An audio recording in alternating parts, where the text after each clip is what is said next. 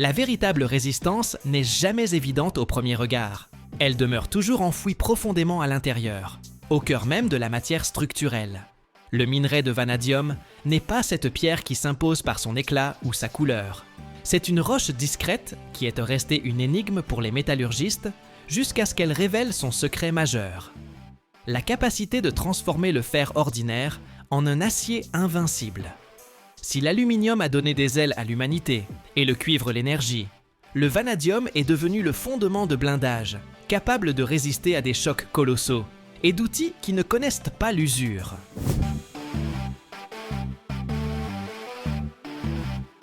Cet élément contient une vitamine pour la stabilisation. Une quantité minimale suffit à transformer radicalement les propriétés physiques du métal, le rendant à la fois extraordinairement dur et étonnamment résilient. Le parcours du vanadium, des carrières obscures aux plaques blindées et aux moteurs d'aviation, raconte une histoire de domination technologique, où chaque gramme de minerai extrait devient un investissement dans la sécurité et l'endurance. Dans la nature, le vanadium ne se présente guère sous forme de pépites pures ou de gisements riches. C'est un métal invisible qui préfère se dissimuler au sein d'autres minéraux tels que la titanomagnétite, les phosphorites, ou même dans les gisements de pétrole et de charbon. Le minerai de vanadium accompagne les minerais de fer, et son extraction exige une vigilance extraordinaire, ainsi que des technologies chimiques complexes.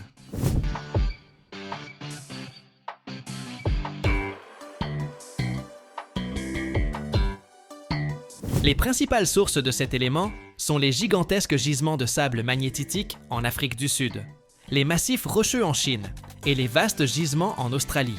Le processus d'extraction du métal du minerai s'apparente à une purification en plusieurs étapes, où le minerai passe d'abord par une séparation magnétique, puis subit une calcination avec ajout de sel de sodium. Cette technologie permet de transformer le vanadium inerte en une forme soluble, qui est ensuite lessivée à l'eau, produisant un précipité jaune vif, le pentaoxyde de vanadium. C'est cette même matière première qui ouvre la voie à la création d'alliages ultra résistants. Le véritable triomphe du vanadium a commencé au début du XXe siècle, lorsque Henry Ford a découvert par hasard les avantages de ce métal en examinant les débris d'une voiture de course française. Il a remarqué que les pièces de cette voiture étaient nettement plus légères et plus résistantes que leurs homologues américaines.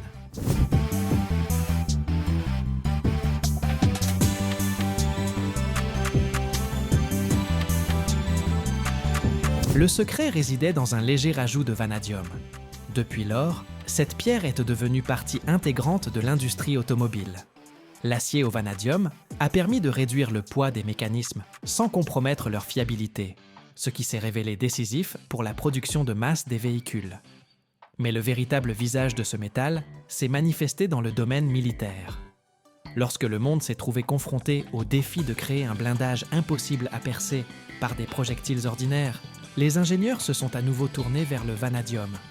L'équipement militaire exige des matériaux capables de fonctionner à la limite de la rupture physique.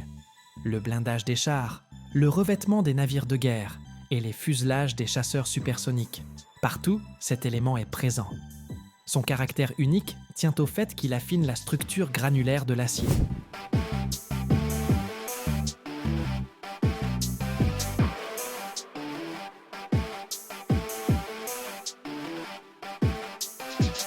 À l'échelle atomique, le vanadium forme des carbures et des nitrures stables qui se disposent le long des joints de grains du fer, les empêchant de se déplacer sous l'effet d'une force extérieure. Cela stoppe la propagation des micro-fissures.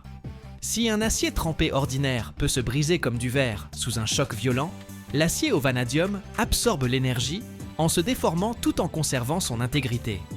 C'est là le secret même du blindage. L'alliance entre la dureté qui repousse le projectile et la ténacité qui empêche la plaque de se désintégrer. L'ampleur de l'utilisation du vanadium dans l'industrie de défense moderne ne cesse de croître.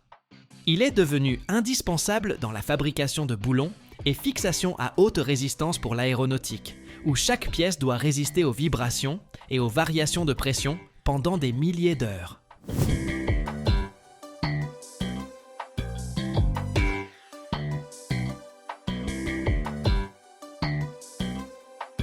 Les tuyères de réaction, Les éléments de train d'atterrissage et les composants des moteurs fusées sont fabriqués à partir d'alliages titane-vanadium. Ces matériaux possèdent une résistance spécifique unique, permettant de créer des structures qui approchent de l'aluminium en poids et les meilleurs aciers en dureté. Le minerai de vanadium se transforme ainsi en actif stratégique, dont le contrôle atteint le potentiel militaire de l'État. L'extraction du vanadium n'est toutefois pas seulement une question de puissance militaire, mais aussi une contribution considérable aux infrastructures civiles. Les gratte-ciel modernes et les ponts géants reposent sur des armatures alliées au vanadium. Cela permet d'utiliser moins de métal pour supporter davantage de poids, rendant la construction écologique et économique.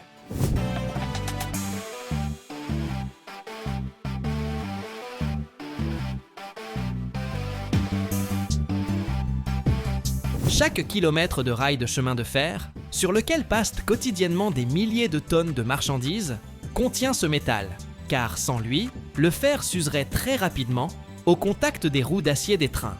La résistance au deuxième métal constitue un autre pouvoir extraordinaire que confère cette pierre. L'acier à outils, dont sont fabriqués les forêts, les fraises et les scalpels chirurgicaux, contient toujours du vanadium, afin de préserver le tranchant de la lame, même lors de fortes chaleurs. L'économie mondiale du vanadium se concentre entre les mains de quelques acteurs clés. La Chine, leader de l'extraction, utilise des quantités considérables de cette ressource pour ses propres besoins en construction et en métallurgie.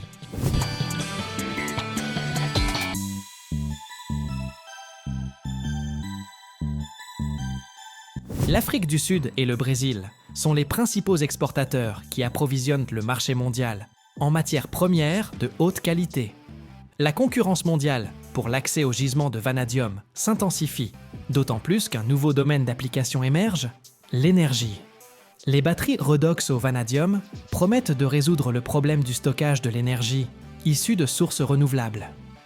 Contrairement aux accumulateurs lithium-ion, ces installations géantes peuvent fonctionner pendant des décennies, sans perte de capacité, ce qui les rend idéales pour soutenir les réseaux électriques de villes entières. Tout cela nous ramène à ce minerai discret. La pierre qui jadis donnait leur force aux épées assure désormais la stabilité de l'énergie verte.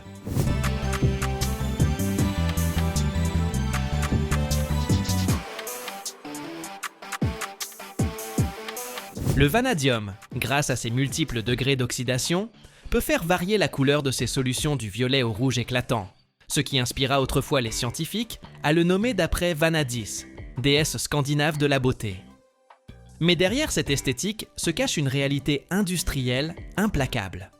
La calcination dans des fours rotatifs à plus de 800 degrés, la lixiviation par des solutions alcalines et la réduction ultérieure du métal exigent des quantités colossales de combustible et d'eau. Les défis écologiques de l'extraction du vanadium sont liés à la nécessité d'assurer une élimination fiable des solutions usées, afin d'éviter la contamination des nappes phréatiques.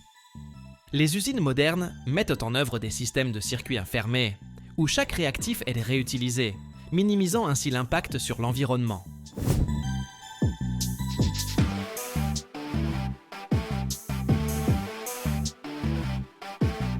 Il est fascinant de constater que le vanadium est même présent dans les systèmes biologiques. Certains organismes marins, comme les acidies, sont capables de l'accumuler dans leur sang à des concentrations plusieurs millions de fois supérieures à celles du métal dans l'eau environnante. Cela témoigne de l'intégration profonde de cet élément dans la structure de la vie terrestre.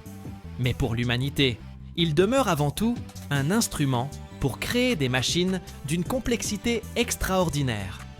Lorsque nous tenons en main une clé de qualité portant l'inscription « Chrome Vanadium », nous touchons le fruit de millions d'années de processus géologiques et de décennies de recherche d'ingénierie. Ce métal, qui ne crie pas sa présence, mais sans lequel toute notre industrie lourde serait fragile et éphémère.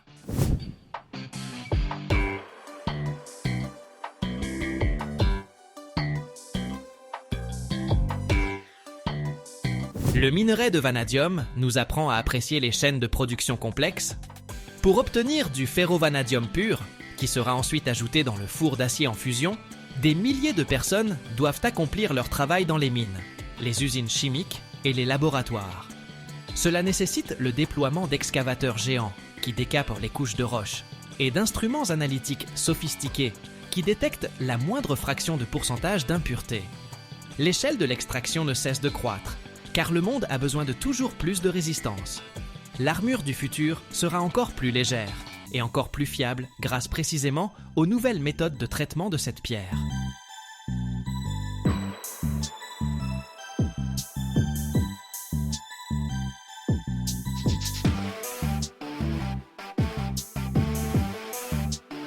L'aluminium ne naît pas dans les usines, ni dans les ateliers rutilants équipés de machines ultramodernes, ni dans les bureaux d'études où l'on conçoit de légers fuselages d'avions.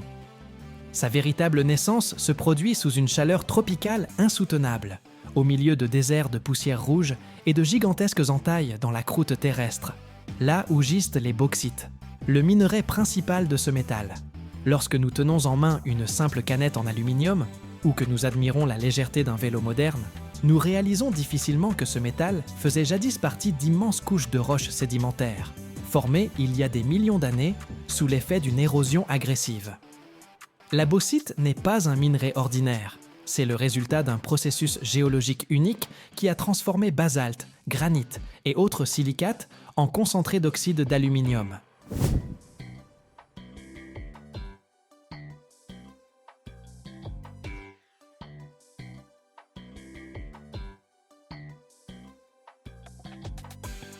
Ces gisements se forment principalement dans les zones tropicales et subtropicales, où l'alternance de longues saisons des pluies et d'un soleil ardent crée les conditions idéales pour la latéritisation.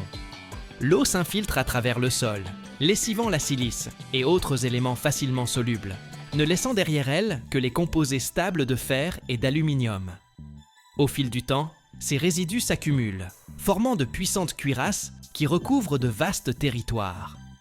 Les gigantesques gisements de bauxite en Guinée, en Australie, au Brésil ou au Vietnam peuvent s'étendre sur des dizaines de kilomètres, avec une épaisseur variant de quelques mètres à 30 mètres. Ce sont de véritables greniers de la civilisation humaine, sans lesquels notre monde technologique moderne serait tout simplement impensable.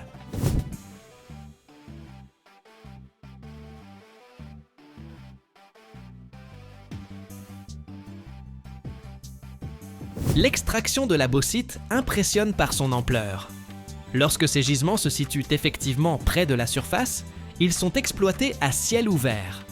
D'immenses excavateurs sur chenilles et des ensembles rotatifs décapent la couche supérieure du sol, mettant au jour la roche rouge ou ocre jaune. Ce spectacle évoque un paysage martien.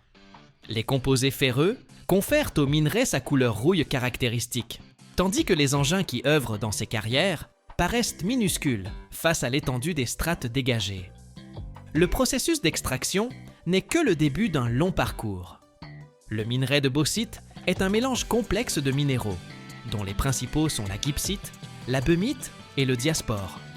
Loin de ne contenir que des composants utiles, il renferme une quantité importante d'impuretés, telles que des oxydes de fer, de titane et de silicium. C'est précisément pour cette raison que le traitement de la bauxite constitue un défi technologique particulièrement exigeant, en ressources et d'une grande complexité.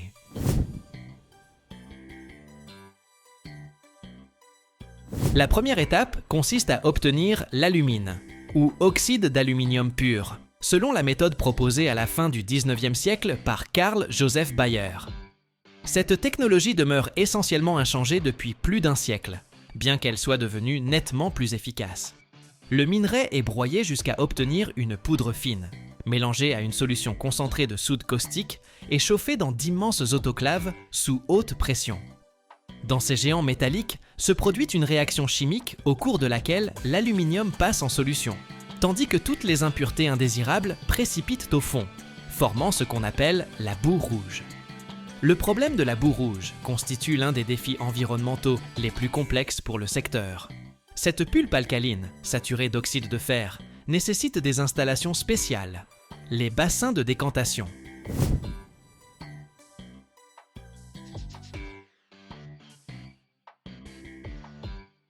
L'utilisation de ces déchets exige d'immenses superficies et un contrôle rigoureux, car l'échelle de production de l'alumine se mesure en millions de tonnes par an. D'une tonne de bauxite, on n'obtiendra pas une tonne d'aluminium. Il faut généralement environ 4 tonnes de minerai pour produire 2 tonnes d'alumine, dont on n'extraira finalement qu'une seule tonne de métal pur. Cette faible concentration souligne l'ampleur considérable de l'extraction nécessaire pour satisfaire la demande mondiale. Le marché mondial de la bauxite constitue une arène où s'affrontent grandes multinationales et États. La Guinée, par exemple, détient près d'un quart des réserves mondiales, et ces plateaux rouges représentent une ressource stratégique majeure pour l'industrie planétaire. L'Australie, futur leader en volume de production, démontre comment concilier exploitation minière à grande échelle et réhabilitation ultérieure des terres.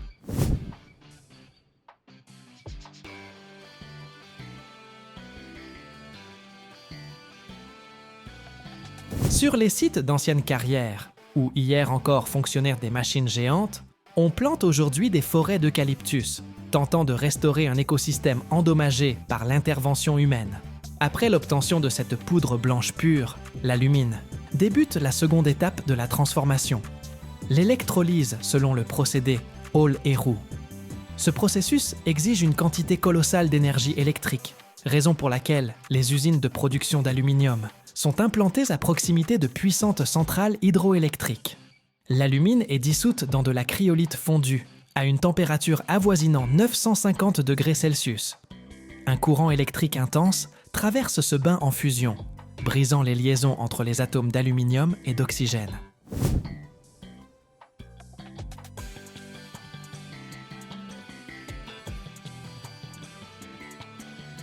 Le métal liquide se dépose au fond de la cuve d'électrolyse, d'où on le pompe périodiquement à l'aide de poches à vide spéciales. Cette vision d'argent faible incandescent, naissant d'une poudre blanche, constitue le point culminant de tout un processus qui a débuté dans une carrière lointaine, à des milliers de kilomètres d'ici. La logistique joue un rôle critique dans cette industrie. La bauxite est souvent extraite sur un continent, transformée en alumine sur un autre, et le métal fondu sur un troisième. De gigantesques vraquiers sillonnent les océans, transportant des millions de tonnes de minerais, créant une chaîne invisible qui relie les mines tropicales aux centres de production de haute technologie. L'ampleur de cette activité impacte non seulement l'économie, mais aussi la géopolitique, car le contrôle des gisements de bauxite signifie le contrôle de l'avenir de l'aéronautique, de l'industrie automobile et des programmes spatiaux.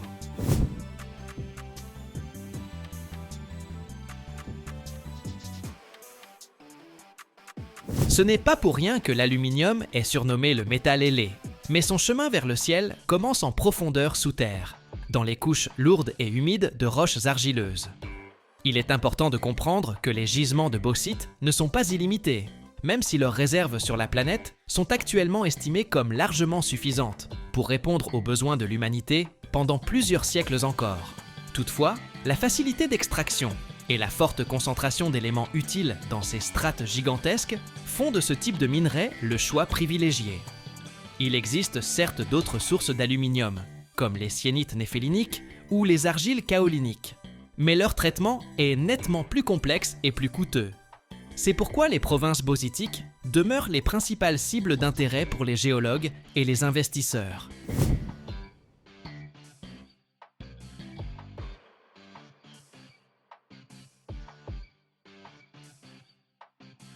L'évolution de l'aluminium a parcouru un long chemin, d'un métal précieux plus cher que l'or à un matériau omniprésent dans notre quotidien.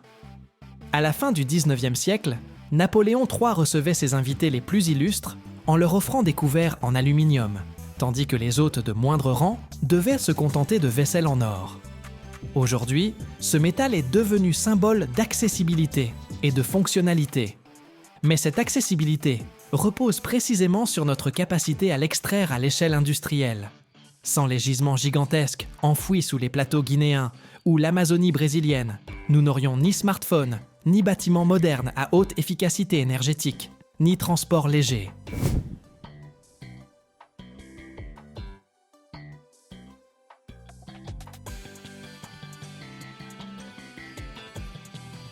L'extraction à une telle échelle modifie inévitablement le relief de la planète. Lorsque des couches entières de roches sont retirées, le régime hydrologique du territoire change. les conditions de vie habituelles de la flore et de la faune sont détruites. Les normes modernes d'extraction exigent des entreprises non seulement d'extraire le minerai, mais aussi de rendre la terre à la vie. Le processus de réhabilitation préserve la couche arable supérieure. Celle-ci est retirée avant le début des opérations et remise en place après la fin de l'extraction. Cela permet de restaurer les terres agricoles, bien que ce processus de régénération forestière prenne des décennies et ne ramène jamais le paysage à son état d'origine.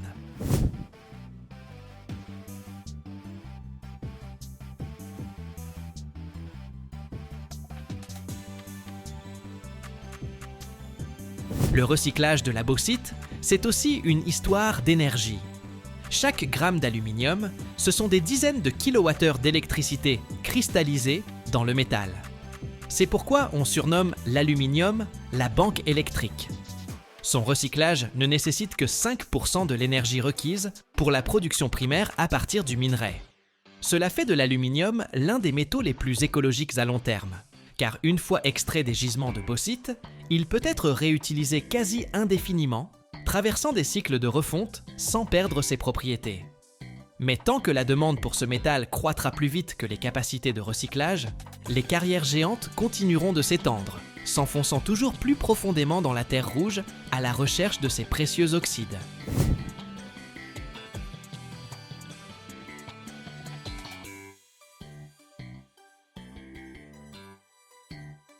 Le travail dans les carrières ne s'arrête jamais et chaque nouvelle coupe de strate ouvre un nouveau chapitre dans l'histoire du métal qui a transformé le monde.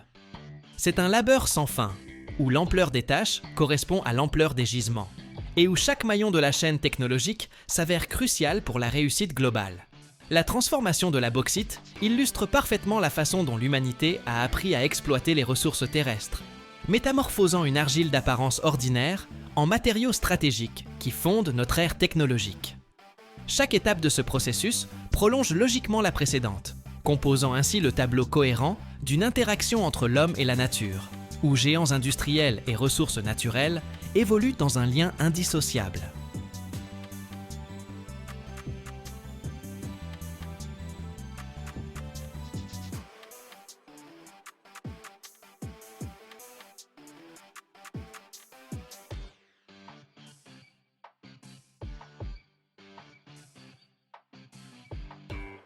Imaginez deux frères jumeaux, si semblables qu'il est impossible de les distinguer à l'œil nu.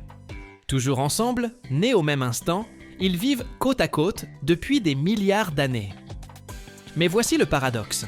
L'un sauve le monde en fournissant de l'énergie à des millions de personnes, tandis que l'autre peut tout détruire s'il se retrouve au mauvais endroit. Faites connaissance avec le zirconium et le hafnium, le couple le plus étrange du tableau périodique, qui régit les réacteurs nucléaires, tout en donnant aux ingénieurs des maux de tête à en pleurer.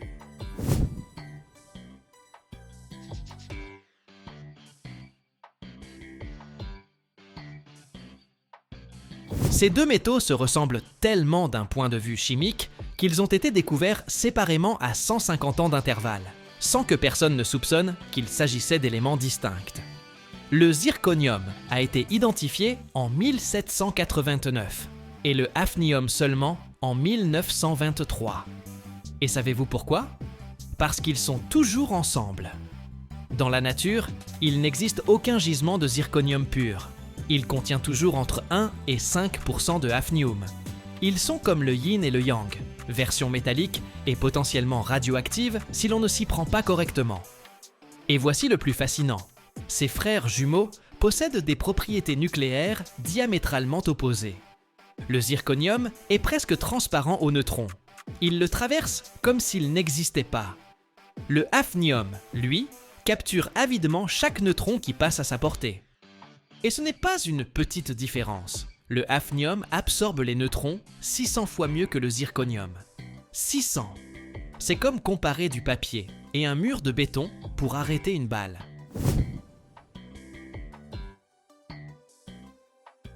Pourquoi est-ce si important? Parce qu'un réacteur nucléaire, c'est une réaction en chaîne contrôlée. Les atomes d'uranium se désintègrent, libèrent des neutrons. Ces neutrons percutent d'autres atomes d'uranium qui se désintègrent à leur tour, et ainsi de suite.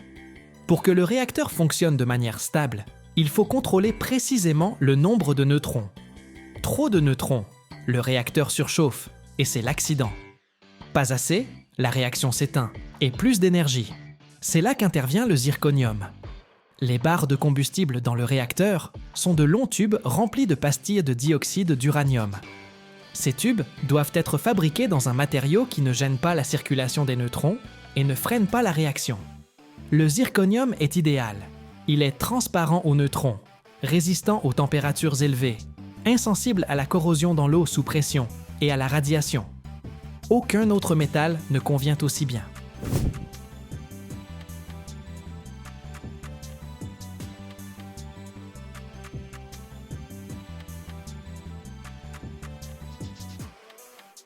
Mais voilà le problème. S'il reste ne serait-ce qu'un peu de hafnium dans le zirconium, ce hafnium va dévorer les neutrons. La réaction ralentira ou s'arrêtera complètement. Imaginez que vous construisez un réacteur à plusieurs milliards de dollars. Vous chargez le combustible, vous le démarrez. Et rien ne se passe parce qu'il y avait du hafnium dans le métal des tubes. Le cauchemar de tout ingénieur. C'est pourquoi l'industrie nucléaire a besoin de zirconium contenant moins de 100 parties par million de hafnium. Cela signifie qu'il faut retirer 99,99% du hafnium de chaque kilogramme de mélange naturel. Et c'est là que commence le véritable enfer, car les séparer est quasiment impossible. Pourquoi est-ce si compliqué? Parce que ces métaux sont de vrais jumeaux chimiques. Ils ont la même valence, des atomes de taille comparable, des propriétés chimiques presque identiques. Toutes les méthodes classiques de séparation des métaux sont inefficaces.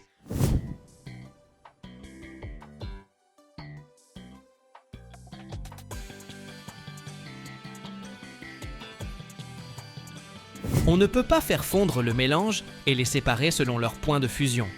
Ils fondent presque à l'identique. Impossible de les dissoudre et d'en précipiter un en laissant l'autre. Ils précipitent ensemble. C'est comme essayer de séparer des jumeaux qui feraient toujours exactement la même chose. Un peu comme dans un roman de Stephen King, non? La seule méthode efficace reste l'extraction par solvant, répétée inlassablement. On prend une solution aqueuse de sel de zirconium et d'hafnium, on ajoute un solvant organique spécifique qui dissout légèrement mieux l'un des deux sels. On agite vigoureusement le mélange, puis on laisse décanter. Le hafnium migre un peu plus vers la phase organique. Un peu.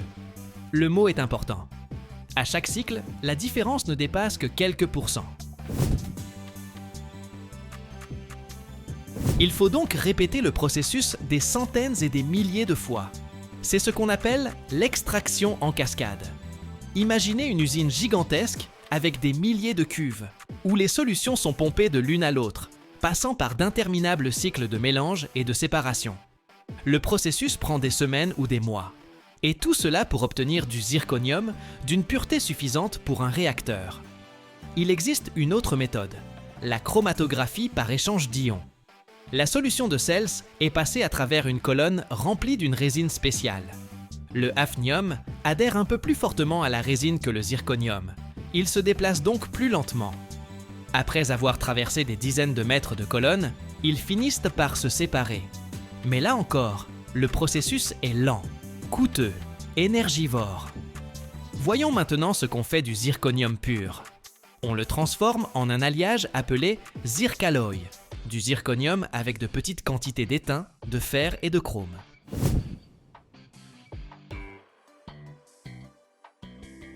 Cet alliage sert à fabriquer les tubes pour les crayons combustibles. Ces tubes doivent être parfaitement droits, sans le moindre défaut, avec une paroi de moins d'1 millimètre d'épaisseur et jusqu'à 4 mètres de longueur. La production de tels tubes relève d'un art à part entière. Le zirconium devient très réactif à haute température. Il capte l'oxygène, l'azote et l'hydrogène présents dans l'air, ce qui le rend cassant. Toutes les opérations doivent donc se dérouler sous vide ou en atmosphère inerte. Les lingots de zirconium sont chauffés à 1000 degrés Celsius, puis pressés ou laminés pour former des ébauches. Ces ébauches sont ensuite étirées à travers des filières à de multiples reprises, réduisant progressivement le diamètre et l'épaisseur de la paroi. Les tubes finis sont soumis à un contrôle qualité rigoureux.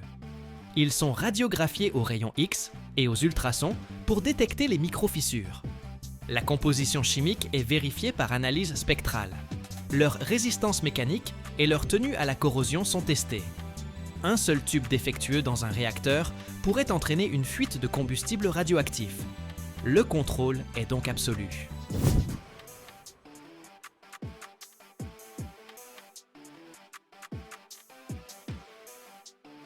Et qu'en est-il du hafnium séparé? Lui aussi a de la valeur, mais pour des raisons opposées. C'est justement parce que le hafnium absorbe les neutrons qu'il se révèle utile pour les barres de contrôle des réacteurs. Ce sont ces barres qu'on abaisse dans le cœur pour ralentir ou arrêter la réaction. Lorsqu'il faut réduire la puissance du réacteur, les barres de hafnium s'enfoncent à l'intérieur et commencent à capturer les neutrons, freinant ainsi la réaction en chaîne. Le hafnium est également utilisé dans la technique spatiale et les avions supersoniques. Il résiste à des températures extrêmes, au-delà de 2200 degrés Celsius. On en fabrique des tuyères de moteurs fusées, des boucliers thermiques, des pièces qui fonctionnent dans l'enfer des températures et des pressions. Mais ce ne sont là que des applications de niche. La demande principale pour le hafnium vient précisément de l'énergie nucléaire.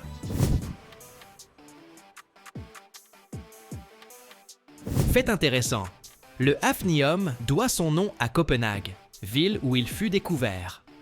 Quant au zirconium, il tire le sien du minéral zircon, dont on l'a extrait pour la première fois. Le zircon, soit dit en passant, est une pierre magnifique utilisée en joaillerie, comme alternative économique au diamant. Mais il s'agit d'un matériau tout à fait différent, un silicate de zirconium, et non le métal pur. Dans le monde, seules quelques usines sont capables de produire du zirconium nucléaire.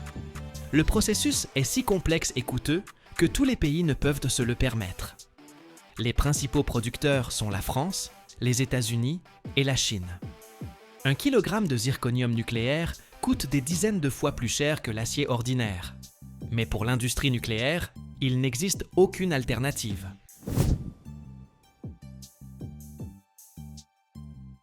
Un réacteur énergétique moderne contient environ 100 tonnes d'alliage de zirconium dans les barres de combustible. Ces barres fonctionnent dans des conditions extrêmes. Une eau sous pression à près de 320 degrés Celsius, un bombardement neutronique intense, un environnement corrosif. Et le zirconium résiste à tout cela pendant des années, protégeant le combustible et permettant au réacteur de fonctionner en toute sécurité. Sans le zirconium, il n'y aurait pas d'énergie nucléaire moderne. Les premiers réacteurs utilisaient d'autres matériaux, magnésium, aluminium, acier inoxydable. Mais tous absorbaient trop de neutrons, réduisant l'efficacité ou ne supportaient pas les conditions d'exploitation. Le zirconium a résolu ce problème et a rendu possible la construction de réacteurs efficaces et sûrs.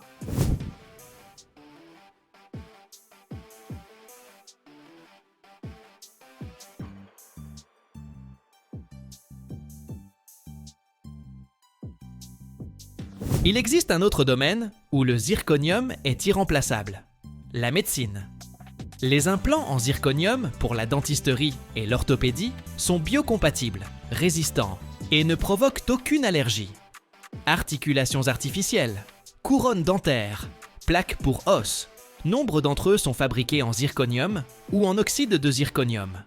Mais le zirconium médical ne nécessite pas une purification aussi poussée du hafnium, car les propriétés nucléaires n'y ont aucune importance.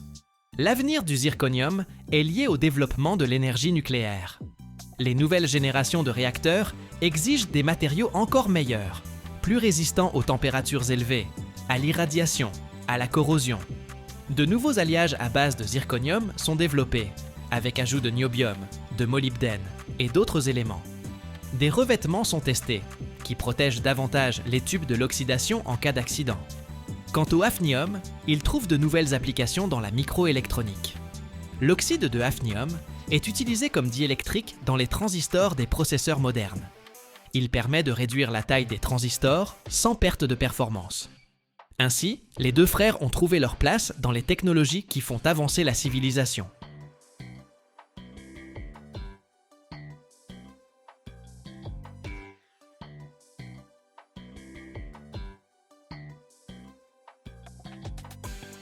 Si je vous disais que chaque litre d'essence contient des traces de vie qui existaient sur Terre il y a des millions d'années, et que sans elles, le monde moderne s'arrêterait tout simplement. Chaque année, l'humanité brûle l'énergie née de plantes préhistoriques, de plancton et de créatures disparues bien avant l'apparition de l'homme. Pourtant, presque personne ne sait comment ce mélange noir et boueux, extrait à des kilomètres de profondeur, se transforme en liquide transparent, capable de faire tourner des milliards de moteurs. À l'intérieur des raffineries se déroulent des processus qui ressemblent à un chaos maîtrisé. Des températures infernales, des pressions qui déchirent le métal et des molécules qu'on brise puis réassemble. Et si vous restez avec nous jusqu'au bout, vous découvrirez quelle étape de la fabrication de l'essence détermine réellement si votre voiture démarrera ou non.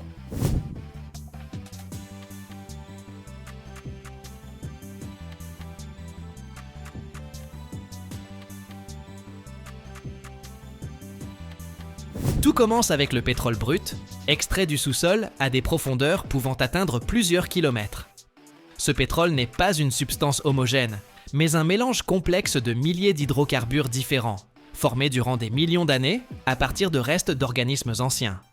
Imaginez, les dinosaures, les plantes préhistoriques et le plancton se sont transformés sous l'effet de la pression et de la température, en ce qui fait aujourd'hui tourner notre civilisation moderne.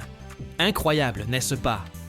Lorsqu'on l'extrait, le pétrole présente des aspects différents selon le gisement. Il peut être presque noir et épais comme de la mélasse, ou bien plus clair et fluide. Il contient un mélange de molécules de taille variée, depuis de minuscules gaz jusqu'à d'énormes composants lourds. Et la mission d'une raffinerie, c'est justement de séparer tout ce mélange en produits utiles, dont l'essence fait partie.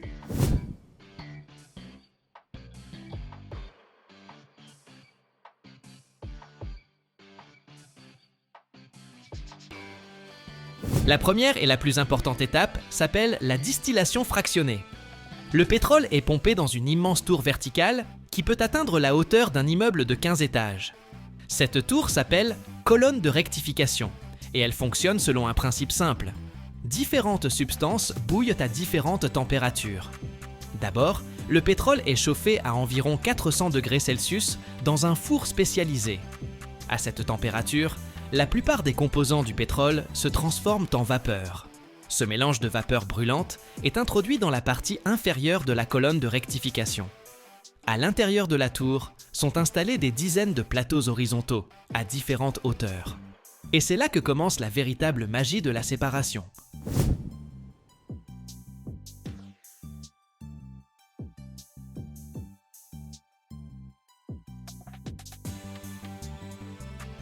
Lorsque la vapeur chaude s'élève dans la colonne, elle se refroidit progressivement. À chaque niveau, la température est légèrement plus basse que celle du précédent. Les molécules lourdes, dont les points d'ébullition sont élevés, se condensent les premières, en bas de la colonne, là où il fait encore très chaud. Les molécules plus légères continuent de monter jusqu'à atteindre le niveau correspondant à leur température de condensation. Elles s'y transforment alors en liquide et sont recueillies sur les plateaux appropriés. Les gaz les plus légers, comme le propane et le butane, traversent toute la tour et sortent par le sommet à des températures voisines de 30 degrés. Un peu plus bas, entre 65 et 200 degrés, on récupère la fraction essence. Ce sont ces molécules qui nous intéressent. Plus bas encore, à des températures inférieures, on obtient le kérosène et le gazole. Et tout en bas reste le fioul lourd destiné aux navires, ainsi que la matière première pour l'asphalte.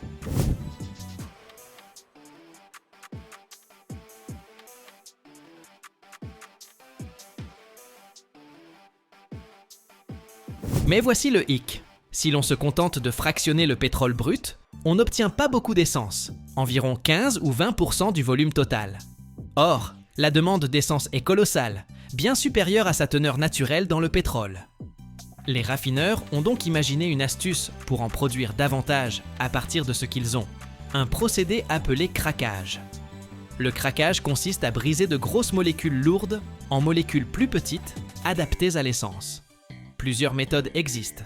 Le craquage thermique chauffe simplement le pétrole lourd à des températures extrêmes d'environ 500 degrés sous haute pression. Dans ces conditions, Les longues chaînes d'atomes de carbone se fragmentent littéralement en morceaux plus courts.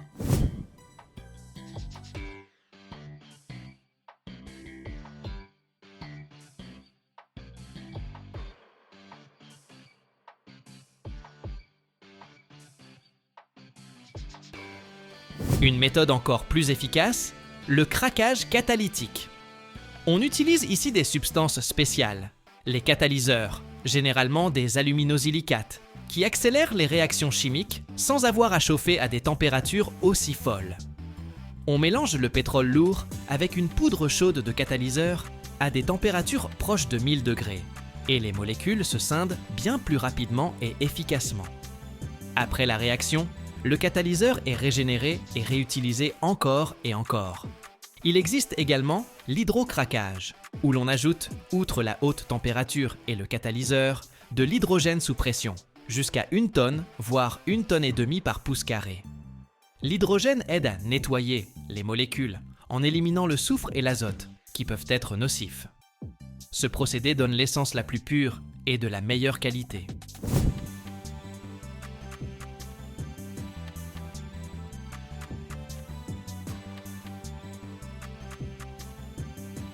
Mais même après toutes ces transformations, l'essence n'est pas encore prête à rejoindre votre réservoir.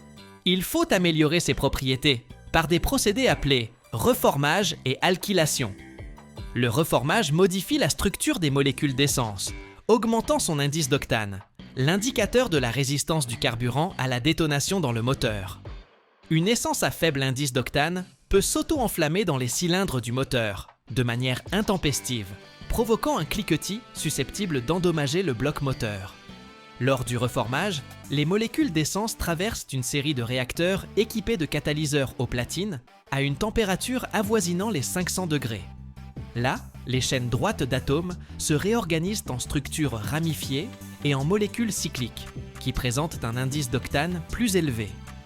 Autrefois, on ajoutait du plomb pour augmenter l'octane, mais on a découvert qu'il était toxique et polluait l'environnement, si bien qu'on y a renoncé dès les années 1990. L'alkylation est un procédé qui permet de combiner de petites molécules en molécules plus grandes, parfaitement adaptées à l'essence. On prend des gaz légers, issus du craquage, que l'on fait réagir en présence d'acides puissants pour obtenir des molécules de la taille idéale à indice d'octane élevé. C'est un procédé coûteux, mais qui fournit les composants des essences premium. Après toutes ces transformations, différents flux d'essence sont mélangés dans des proportions précises pour obtenir le produit final aux caractéristiques recherchées. On ajoute encore au mélange toute une série d'additifs, des substances qui améliorent diverses propriétés. Les détergents nettoient le moteur des dépôts. Les antioxydants empêchent l'essence de se dégrader pendant le stockage. Les inhibiteurs de corrosion protègent le système d'alimentation de la rouille. On ajoute des colorants pour pouvoir distinguer visuellement les différents types d'essence.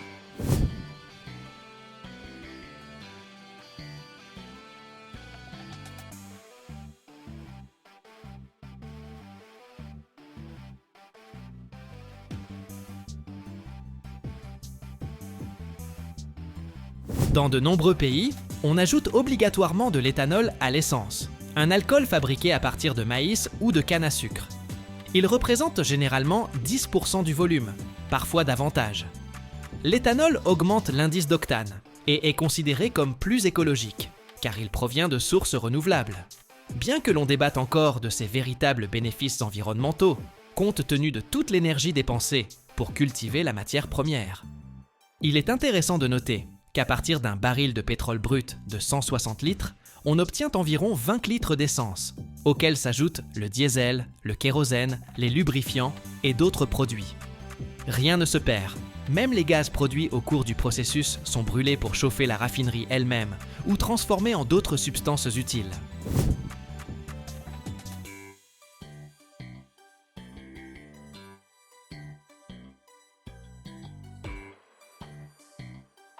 Une raffinerie moderne, c'est une véritable cité de tuyaux, de tours, de réacteurs et de réservoirs qui peut s'étendre sur plusieurs kilomètres carrés.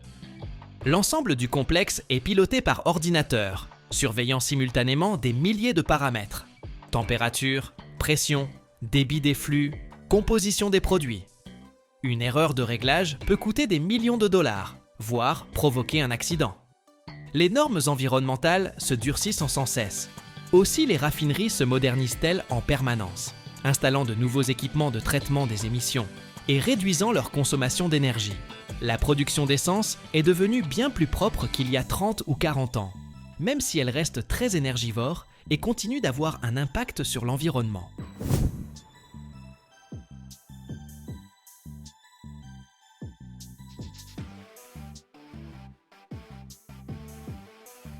Tout ce système complexe existe pour une seule raison, vous permettre de vous arrêter à une station-service, d'insérer le pistolet dans votre réservoir et de faire le plein en quelques minutes. Derrière ces quelques minutes se cachent des géologues qui cherchent le pétrole, des ingénieurs qui conçoivent les puits et les raffineries, des chimistes qui développent les catalyseurs et les additifs, des techniciens qui assurent le bon fonctionnement des équipements, des chauffeurs qui livrent le carburant. Une industrie mondiale qui fonctionne 24 heures sur 24 pour que le monde continue d'avancer.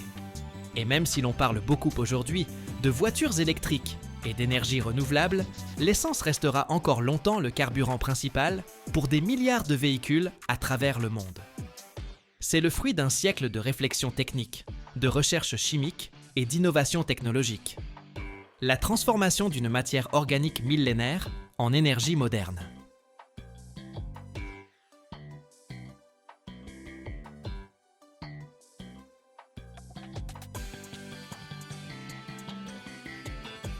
Chaque année dans le monde, seules quelques pièces naissent, capables de résister à plus de 7000 tonnes de pression.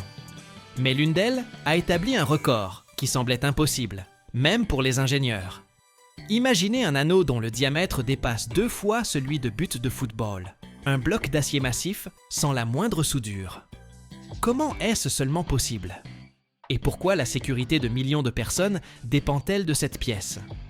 Restez avec nous. Nous levons le voile sur un mystère que l'industrie du forgeage lourd gardait jalousement depuis des années.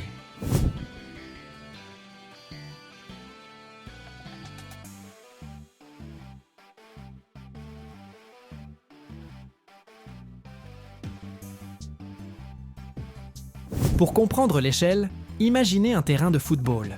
La longueur de ses buts dépasse 7 mètres. Le diamètre de cet anneau est plus de 2 fois supérieur. À l'intérieur, des immeubles de plusieurs étages, où un avion pourrait te tenir sans problème. Et tout cela dans une pièce d'acier inoxydable, sans la moindre soudure. Auparavant, de telles dimensions s'obtenaient en soudant plusieurs grands segments pour former un anneau. Le résultat était esthétique, mais au niveau des soudures longitudinales se cachait toujours un risque. La moindre micro-fissure, la moindre erreur du soudeur, et lors d'un tremblement de terre ou sous des charges prolongées, c'est précisément cette soudure qui pouvait devenir le point faible. Les métallurgistes chinois ont choisi une autre voie, ne pas coller, mais faire croître l'anneau à partir d'une seule pièce. Ils ont utilisé une technologie qu'ils ont appelée forgage additif. Le principe est le suivant. Au lieu de chercher d'emblée à étirer un lingot jusqu'à la taille requise, on le forge par couches successives, en ajoutant progressivement de la matière et en déployant le métal sous forme d'anneaux géants.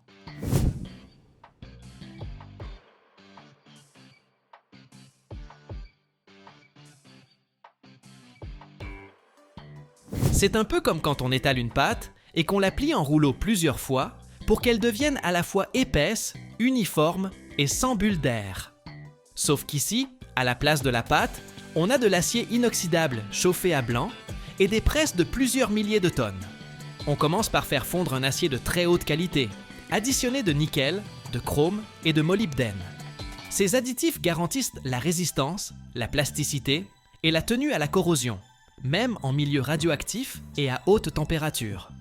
Le lingot obtenu ressemble à un énorme fût métallique. On le chauffe dans des fours dont la température est plusieurs fois supérieure à celle d'un four de cuisine. Puis, on le transfère sous les presses. La pièce est d'abord aplatie, puis percée, puis roulée en cercle, en la retournant et en la martelant à chaque passage pour obtenir une structure aussi homogène que possible. La technique du forgage par ajout consiste à construire en permanence le métal dans la direction voulue tout en le compactant, en chassant les cavités et les défauts.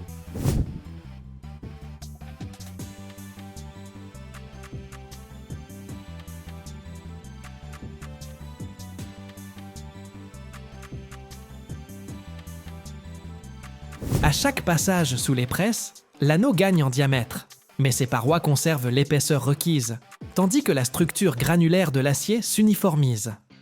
Les ingénieurs surveillent en permanence la température, la compression, la vitesse de déformation. Si le métal refroidit trop, il devient cassant et risque de se fissurer. S'il surchauffe, la structure flotte et l'acier perd sa résistance. C'est pourquoi toute l'opération se conduit comme une recette complexe. Étapes précises, temps de maintien, contrôle à chaque stade. Au final, nous obtenons un anneau monobloc, sans la moindre soudure. C'est crucial pour un réacteur nucléaire. La bride de support fonctionne comme une ceinture, qui maintient ensemble les parois de la cuve et tout son équipement interne. Le cœur actif, les échangeurs de chaleur, les structures intérieures. Elle supporte non seulement un poids de 7000 tonnes, mais aussi les déformations thermiques, les vibrations, d'éventuels chocs sismiques.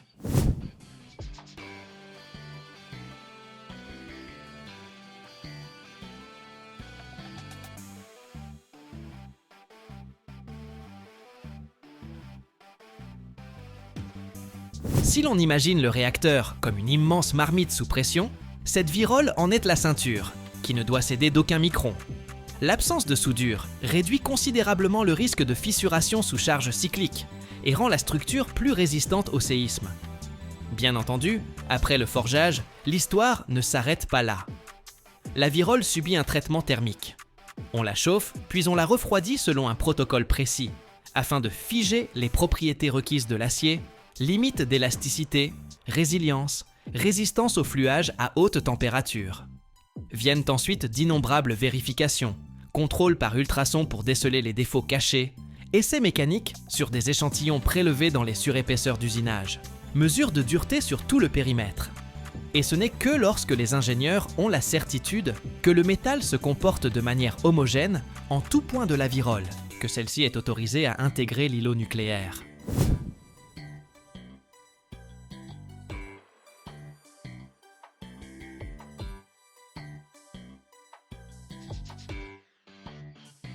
Le plus fascinant, c'est que cette percée avec cet anneau record n'est pas restée confinée au club fermé de l'atome.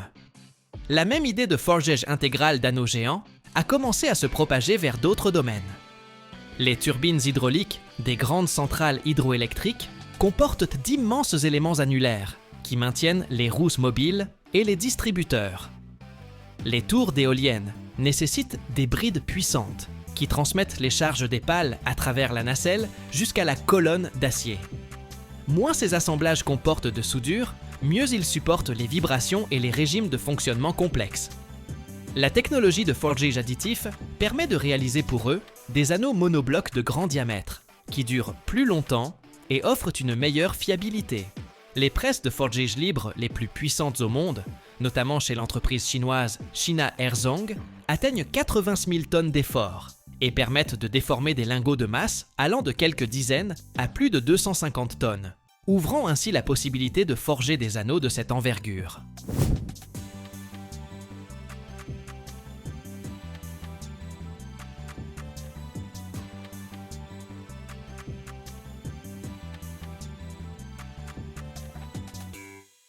À l'échelle mondiale, ces pièces forgées de grandes dimensions pour le secteur énergétique sont fournies par un cercle restreint de producteurs, des entreprises au Japon, en Chine, en France et en Russie, chacune disposant de ses propres lignes, dédiées aux grands réacteurs, générateurs et rotors de turbines. La demande d'anneaux sans soudure ne cesse de croître, et pas seulement dans le nucléaire. Le marché des brides forgées pour éoliennes était évalué à environ 1,5 milliard de dollars américains en 2023 et pourrait atteindre près de 3 milliards de dollars d'ici 2032 selon les prévisions, dont une part significative revient précisément aux pièces forgées annulaires sans soudure. Les éoliennes offshore nécessitent d'immenses brides et anneaux capables de résister à de fortes charges éoliennes, à l'eau salée et à la fatigue cyclique. Et c'est là que les anneaux sans soudure l'emportent nettement sur les structures soudées, grâce à un risque bien moindre de fissuration et de déformation.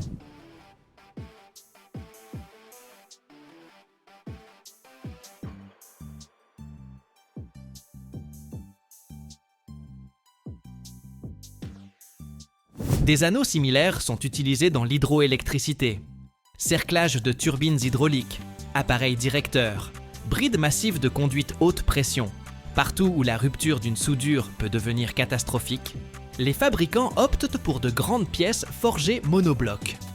L'histoire de cet anneau chinois, de plus de 15 mètres de diamètre, n'est que la partie émergée de l'iceberg d'une industrie entière, celle des pièces forgées lourdes. Elle illustre les dimensions qu'a déjà atteintes la technique moderne de forge. Diamètre supérieur à 15 mètres, masse de 150 tonnes et plus, charge de calcul de plusieurs milliers de tonnes et durée de vie de plusieurs dizaines d'années sans remplacement. Et les statistiques du marché des pièces forgées pour l'énergie et des brides éoliennes laissent entendre que ces anneaux records seront de plus en plus nombreux chaque année dans les secteurs nucléaires, hydroélectriques et éoliens.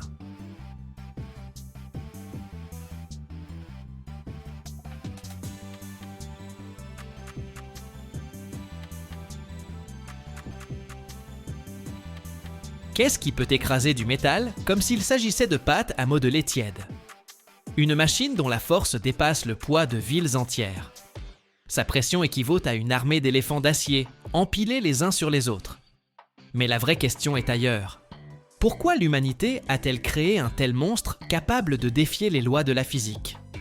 Le secret de cette presse est enfoui plus profondément encore que ses fondations, qui s'enfoncent dans le sol sur des dizaines de mètres. Et si vous regardez jusqu'au bout, vous découvrirez un fait qui bouleversera votre vision de l'industrie aéronautique et spatiale.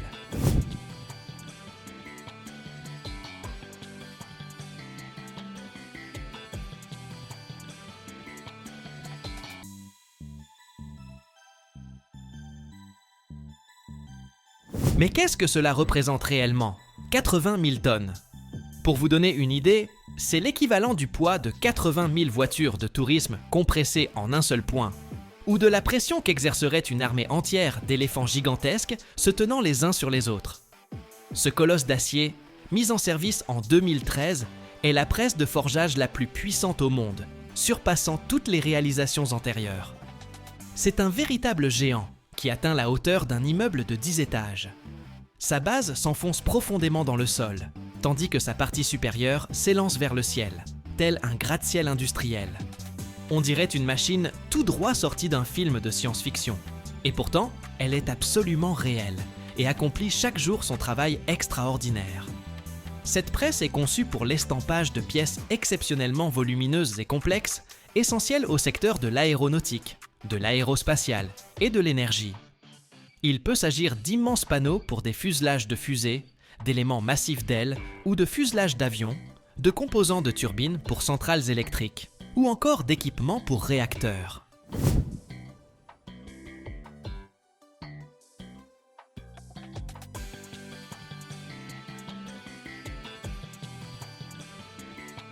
L'histoire de ces presses géantes constitue une véritable épopée, étroitement liée à l'époque de la guerre froide.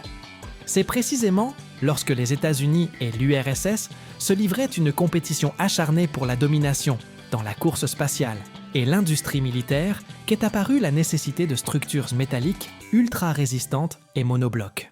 Les Américains furent les premiers à construire des presses d'une puissance de 50 000 tonnes, leur permettant de créer de grandes pièces aéronautiques sans soudure, ce qui améliorait considérablement la fiabilité. L'Union soviétique ne tarda pas à répliquer, en créant une presse encore plus puissante de 75 000 tonnes, devenue elle aussi une légende de la pensée ingénieuse. Ces titans de leur époque représentaient le summum des technologies métallurgiques, symbole de la supériorité technique et de la puissance industrielle des superpuissances. Il s'agissait de véritables monstres, capables de façonner le métal avec une force qui semblait presque impossible.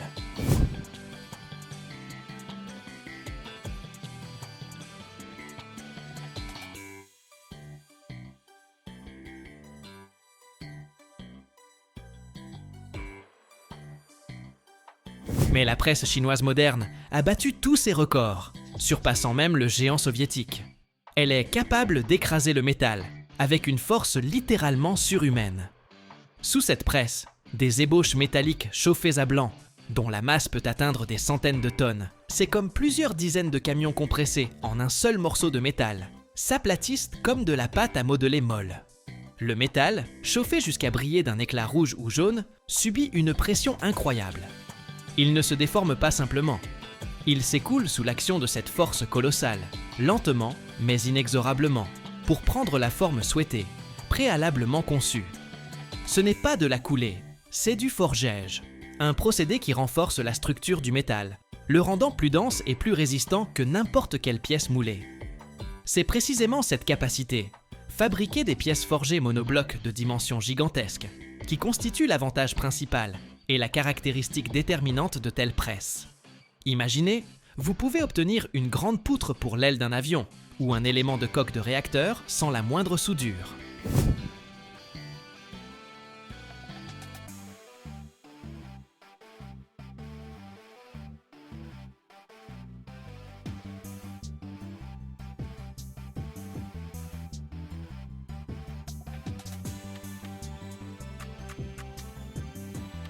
Les soudures, aussi qualitatives soient-elles, représentent toujours des points de faiblesse potentiels dans les structures métalliques.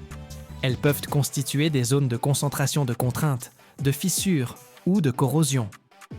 Dans les composants d'importance critique, où le prix de l'erreur peut être catastrophique, par exemple dans un avion à 10 000 mètres d'altitude ou dans une fusée spatiale, l'absence de soudure n'est pas simplement souhaitable, elle est absolument indispensable. Les pièces forgées monoblocs, formées sous une telle pression, possèdent une résistance inégalée, une structure homogène et une fiabilité maximale. Elles constituent le fondement pour la construction d'avions supersoniques, de fusées ultra puissantes, de vaisseaux spatiaux et de réacteurs nucléaires sûrs. Pour installer une presse d'une telle puissance, il a fallu construire non pas simplement des fondations, mais un véritable iceberg souterrain. La structure principale de la presse est enfouie profondément dans le sol, car les forces colossales qui s'exercent durant le forgeage génèrent des vibrations incroyables qu'il faut absorber. C'est comme bâtir les fondations d'un gratte-ciel, mais dans l'ordre inverse, en s'enfonçant dans les entrailles de la Terre sur des dizaines de mètres.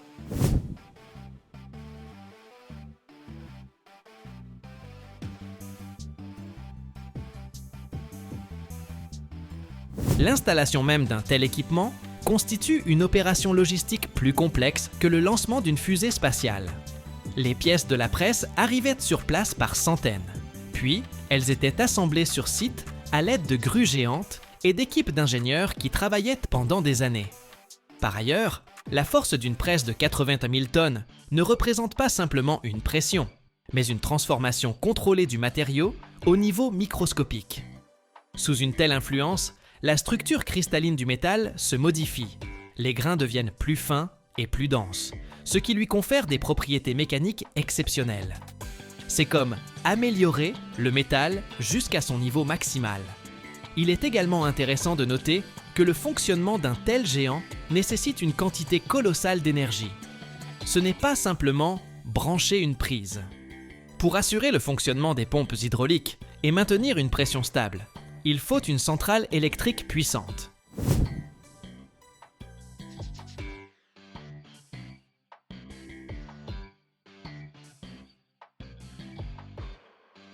Les systèmes de refroidissement, qui évacuent la chaleur du fluide hydraulique, sont tout aussi essentiels, car sous de telles charges, l'huile peut monter considérablement en température.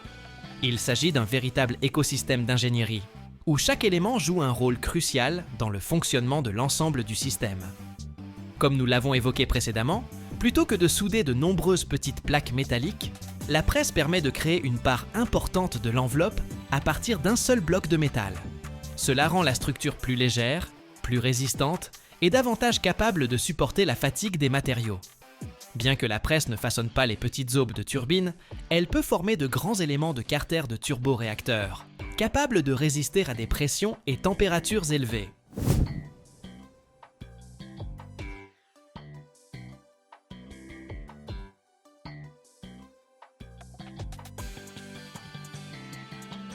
Au-delà du secteur aérospatial, où chaque kilogramme de poids et chaque millimètre de fissure peuvent avoir des conséquences catastrophiques, cette presse forge également des composants pour l'énergie nucléaire et thermique. Il peut s'agir de couvercles et d'enceintes ultra résistants pour les réacteurs, d'éléments de turbine, de générateurs et d'autres équipements fonctionnant sous pression extrême, à haute température et en milieu radioactif. Ici, l'intégrité et l'absence de défauts ne sont pas simplement une question d'efficacité, mais une question de sécurité pour des régions entières. On y fabrique également des arbres et des rotors pour les grands navires et les machines industrielles. Les installations de turbines géantes sur les navires de haute mer ou dans le secteur énergétique nécessitent des arbres ultra résistants, capables de supporter d'énormes couples de rotation et des charges de torsion colossales. Les pièces forgées produites sous une telle presse sont parfaitement adaptées à ces usages.